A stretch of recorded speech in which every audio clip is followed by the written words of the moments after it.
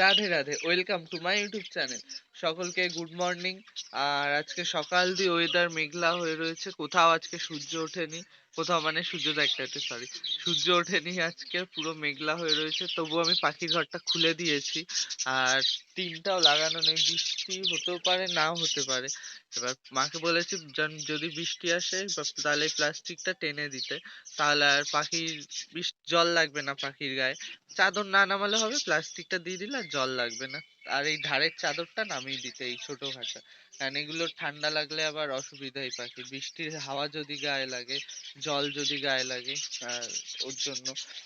তো জানি না বৃষ্টি হবে কিনা, পুরো মেঘ করে রয়েছে। আর বসন্তকাল পড়ে গেছে, চারিদিকে সুন্দর কোকিলের ডাক, খুবই ভালো লাগছে। প্রিন্সের বাচ্চাগুলো বেশ বড় হয়েছে দেখলাম, করে রয়েছে খাওয়ার জন্য, খাওয়াচ্ছে হয়তো বাবা পাখিটা। আর এগুলো ডিম দেবে খুব তাড়াতাড়ি। আর এখানে এই যে বাচ্চাগুলো মুখ বের করে থাকে খাওয়ার জন্য, ওর মা খাওয়ায় না কি জানি।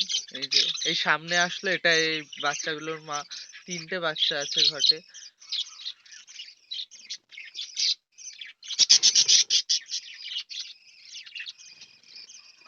আর পিচবোর্ডটা যেটা এই যে নিচের পিচবোর্ডটা দিয়েছি, এটা হলো ইঁদুরে ফুটো করে দিয়েছে।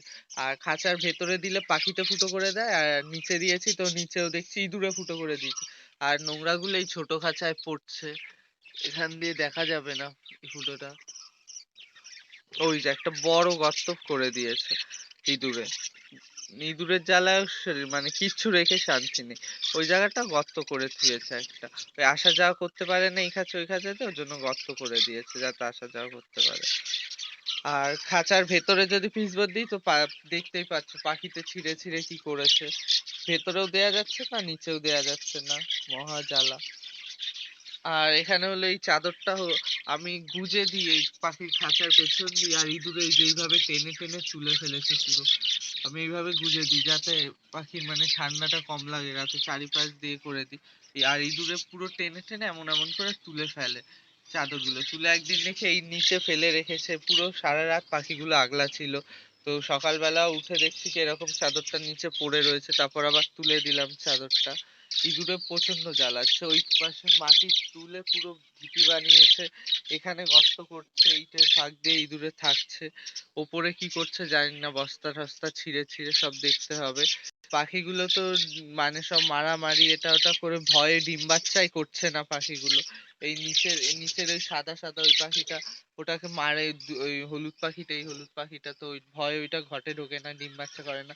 এটার তিনটে বাচ্চা এই ঘটে ছিল, সে মেরে ফেললো, তোমাদের তো দেখালাম আমি বাচ্চাগুলোকে।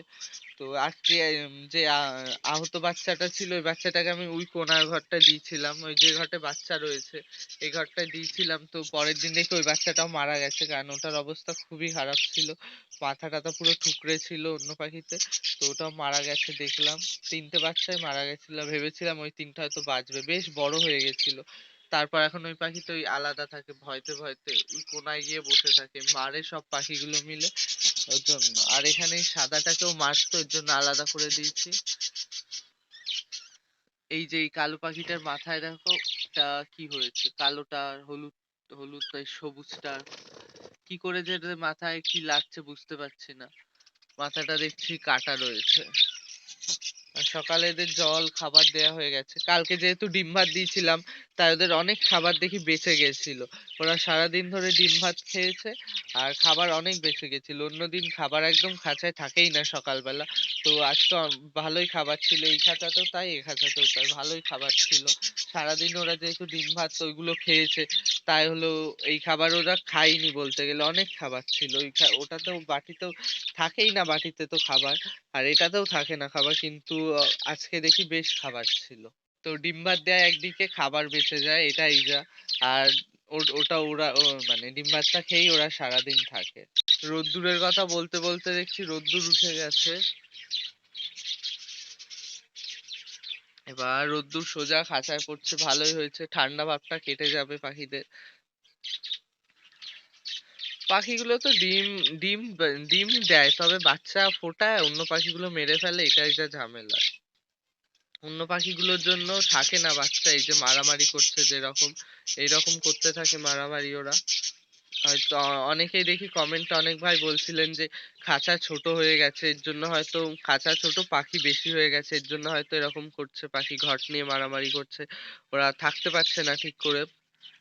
তো আমারও তাই মনে হয়েছে তোমরা বলার পরে যে হতে পারে হয়তো খাঁচা ছোটর জন্য ওরা এমন করছে, যে ওদের হয়তো মানে জাগায় ইয়ে করতে পারছে না ওরা, ওর জন্যই ঘট নিয়ে অন্য পাখির সাথে মারামারি করছে, ডিম বাচ্চা অন্য পাখি মেরে ফেলছে। তো দেখছি এটা কি করা যায় যত তাড়াতাড়ি সম্ভব। এই বড় খাঁচায় এখনো দুটো বাচ্চা রয়ে গেছে, বাচ্চা দুটোকে আলাদা করতে হবে। এই যে এই সবুজটা উড়ে উড়ে বেড়াচ্ছে, এই সবুজটা আর এই নিচের এই পাখিটা, এটার ডানা পড়ে গেছে, তো এই দুটোকে আলাদা করতে হবে। ওটা ডানা আবার হচ্ছে, লেজটা নেই, তো এই দুটোকে আলাদা করে দেব। আলাদা করে দিলে এই খাঁচায় করে দেব, কারণ মানে বেশি বড় হয়ে গেলে ওরা ভালো শিখে গেলে আবার ধরতে সমস্যা হবে, তো তার জন্য আগে আগে আলাদা করে দেব। আর এই আকাশি কালারের একটা বাচ্চা হয়েছে, এই এই যে এই ঘরতে, ওই যে মুখ বের করেছে বাচ্চাটা, খুব সুন্দর হয়েছে বাচ্চাটার কালারটা, আগের দিন দেখলাম বের করেছিলাম। আর একটু বড় হলে তোমাদেরকে বাচ্চাটা বের করে দেখাবো, কালারটা একটু ভালো করে হোক তারপর তোমাদেরকে দেখাবো বাচ্চাটা। এখন থাক সেটা সারপ্রাইজ তোমাদের জন্য, খুব সুন্দর কালারটা হয়েছে, দেখতে পাবে। তো আজকের ভিডিও গাইস এই পর্যন্ত। ভিডিওটি ভালো লাগলে অবশ্যই একটা লাইক করে দিও আর চ্যানেলটা সাবস্ক্রাইব করে দিও, আর কমেন্ট করে জানিও ভিডিওগুলো তোমাদের কেমন লাগে। আর যে কোনো কথা তোমরা জানতে চাইলে তো কমেন্ট করে কমেন্ট করতে পারো, আমি অবশ্যই রিপ্লাই দেবো। আর টাটা, ভিডিও দেখতে থেকো, রাধে রাধে।